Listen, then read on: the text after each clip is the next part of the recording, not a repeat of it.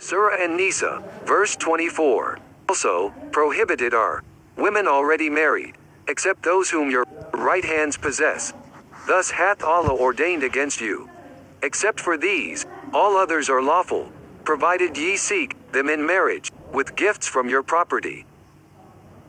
The term those whom your right hands possess are enslaved women or female captives. While Surah An-Nisa, verse 24 do not mention slaves outside of a marital context.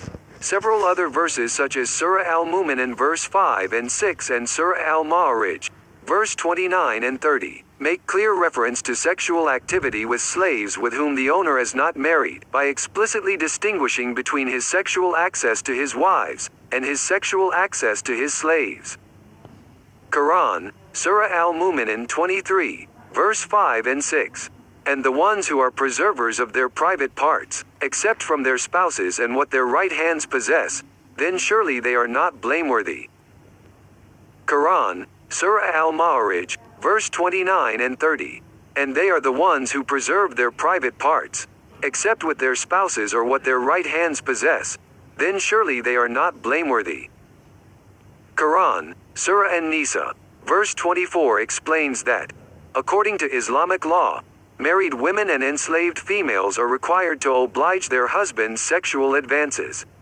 Raping one's slave or wife is permissible. The concept of rape is thus deemed to be equally non-existent in the contexts of both marriage and slavery. This is the illustrated story behind the Quran, Surah An-Nisa, verse 24. Muhammad ordered his army to attack an Arab pagan tribe, Banu Adas. Attack the people of Banu Adas.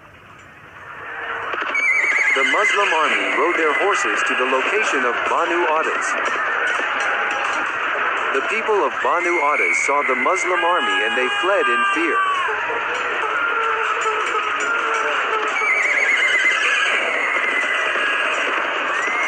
The Muslims slaughtered the people of Banu Adas. Banu Adas people surrendered quickly. Tie up the prisoners. Let's enjoy these female captives. Yes, it's our right to do so after conquering them. But we know them and their husbands. You're right. They're here and still alive. You know what they will do to our wives in front of us, right? Oh God, no. I really hope it's not true. Go to the Prophet and ask him, what shall we do with these women? The Muslim soldier met Muhammad. Rasulullah, we have a question for you. What's wrong? We want to enjoy the women of Banu Adas, but we don't feel comfortable because they are already married and their husbands are over there too. Those female captives are yours and what your right hand possesses. Therefore, it is lawful to have sex with them, even if they are already married. Islam annulled their infidel marriages once they are captured, and Allah is wise and merciful. Thank you, O Rasulullah. I can't wait to pass this good news to my fellow Muslims. The Prophet revealed Quran, Surah An-Nisa, verse 24 that allow us to enjoy our female captives legally, because they are our slaves now. Their marriages are annulled because of their captive status.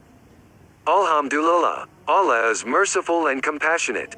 So, Muslim soldiers did what Allah and His Messenger allow them to do with the female captives. Is the behavior of Muhammad and his soldiers still being carried out by Muslims in modern times? Of course. Look at ISIS. What ISIS did is simply imitating what Muhammad exemplified in the Quran. ISIS soldiers killed large numbers of Arab Christians, Yazidis, in Syria and Iraq, then captured and raped female captives, trading them in slave markets. Ordinary Muslims told us that what ISIS soldiers did are not based on Islamic teaching. They said that because they never read the background of the events of Quranic verses and the biography of Muhammad. They want to preach Islam to the non-believers, but they do not know the behavior of the Prophet himself. If Islam succeeds in taking control of our country, then these ordinary Muslims will flee from here, just as Muslim Arabs fled from their country here.